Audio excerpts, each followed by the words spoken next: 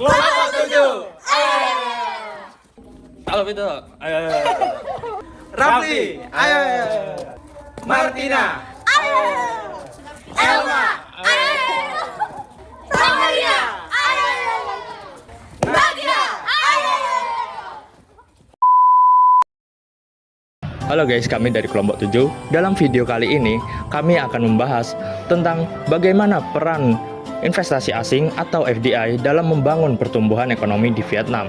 Di video kali ini, kami akan menggunakan perspektif liberalisme institusional.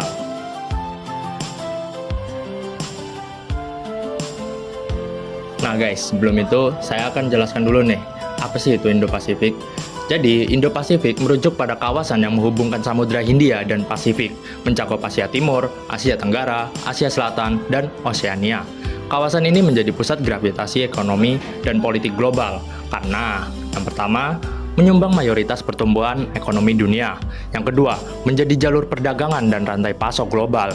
Yang ketiga, arena persaingan kekuatan besar antara AS dan Tiongkok. Lalu, yang keempat, ada memiliki institusi regional seperti Association of Southeast Asian Nation atau ASEAN. Karakter utama kawasan, yang pertama, integrasi ekonomi yang tinggi. Kedua, ketergantungan rantai pasok. Ketiga, persaingan geoekonomi. Keempat, ada dinamika keamanan maritim. Di tengah dinamika tersebut, salah satu negara yang mengalami transformasi ekonomi signifikan adalah Vietnam. Selanjutnya, saya akan menjelaskan bagian kerangka teori. Untuk menganalisis investasi asing di Vietnam, kami menggunakan perspektif liberalisme institusional. Teori ini berangkat dari asumsi bahwa meskipun sistem internasional bersifat anarkis, negara tetap dapat bekerja sama melalui perdagangan, investasi, dan institusi internasional. Menurut Robert Keohane dan Joseph Nye, interdependensi ekonomi menciptakan hubungan saling ketergantungan yang dapat mengurangi konflik karena biaya konfrontasi menjadi semakin tinggi. Dalam konteks ini, masuknya Foreign Direct Investment atau FDI ke Vietnam tidak hanya dipahami sebagai fenomena ekonomi, tetapi juga sebagai bagian dari jaringan interdependensi global. Melalui partisipasinya dalam kerjasama regional seperti ASEAN dan berbagai perjanjian perdagangan bebas, Vietnam memperoleh kepastian aturan dan akses pasar yang meningkatkan kepercayaan investor. Dengan demikian, liberalisme membantu menjelaskan bahwa strategi Vietnam menarik investasi asing merupakan bentuk integrasi ekonomi yang rasional untuk meningkatkan pertumbuhan, memperkuat posisi tawar, serta menciptakan stabilitas melalui keterikatan ekonomi antar negara di Indo-Pasifik. Mudah bukan untuk membuatnya?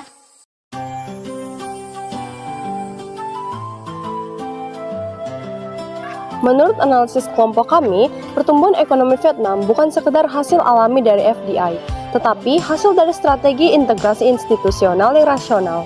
Dengan bergabung dengan WTO dan ASEAN, Vietnam membangun kredibilitas, stabilitas hukum, dan kepercayaan investor. Hal ini sesuai dengan liberalisme institusional yang mengatakan bahwa institusi internasional mengurangi ketidakpastian dan mendorong kerjasama ekonomi. Vietnam juga secara strategis menyeimbangkan kerjasama dengan Jepang melalui ODA dan Cina melalui FDI dan proyek infrastruktur.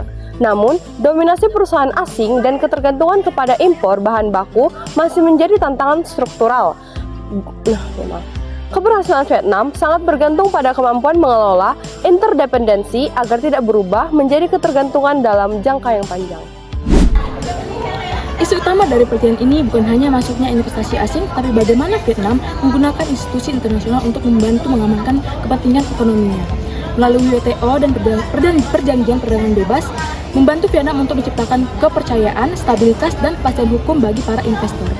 Institusi internasional membantu mengurangi ketidakpastian, menurunkan biaya produksi, dan membatasi perilaku oportunistik antar negara.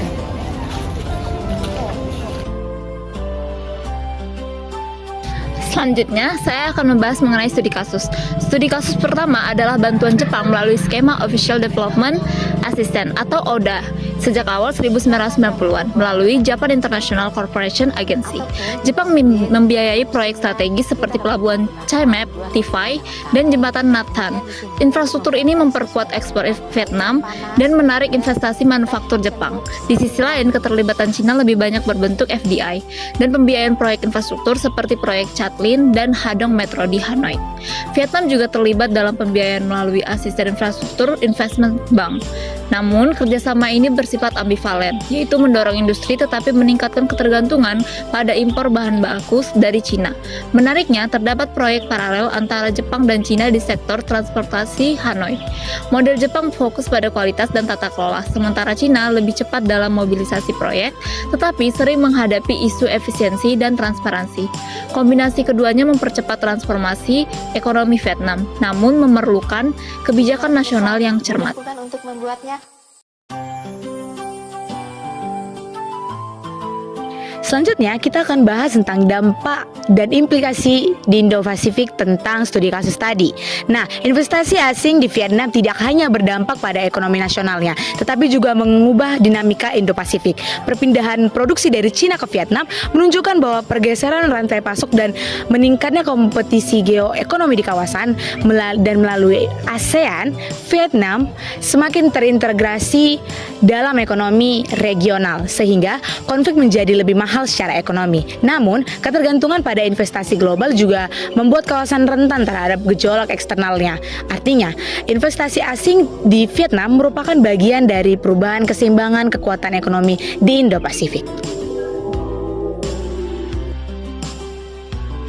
Nah, kesimpulannya, pertumbuhan Vietnam adalah hasil strategi integrasi institusional. Liberalisme institusional menjelaskan pentingnya institusi internasional. FDI membawa manfaat sekaligus ketergantungan. Vietnam menggunakan institusi global untuk melindungi kepentingan nasionalnya. Kerjasama Vietnam dengan Jepang dan Cina menunjukkan adanya persaingan sekaligus kontribusi pembangunan terhadap Vietnam.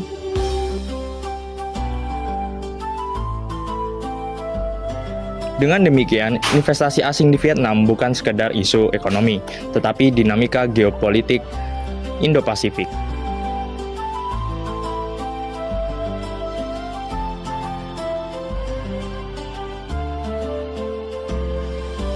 Hilangkan dahulu buah rambutan ini, bijinya hilangkan dahulu. Ataupun bila sulit, belum musimnya, kita dapat mempergunakan buah rambutan dalam kaleng. Kemudian di sini untuk membuat teh, saya sudah menyiapkan air yang panas dan teh celup sari wangi.